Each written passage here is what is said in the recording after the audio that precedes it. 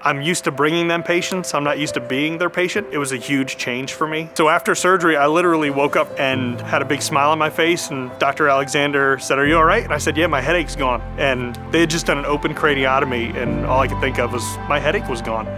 It was the first time in 18 months that I didn't have a headache. It was amazing.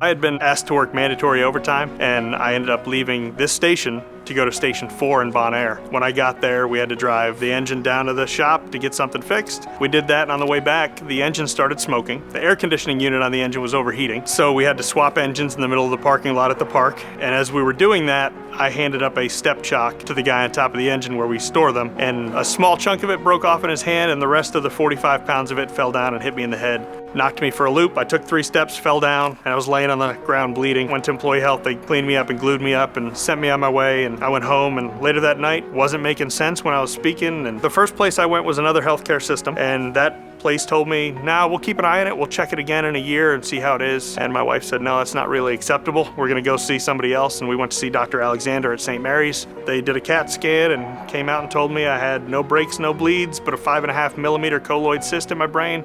Go talk to neurosurgery. He looked at my scans and said, "Yeah, we'll do the surgery." And that was in August, and scheduled the surgery for November. When he did the scans the morning of, the cyst had grown 3.5 millimeters and shifted completely to block my third ventricle. And so he had to do an open craniotomy. When I woke up from the surgery, he told me and my wife, he said, "I'm glad we did that because you wouldn't have made it till February."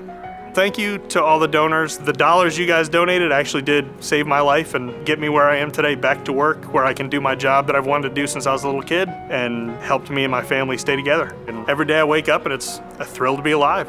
It's great.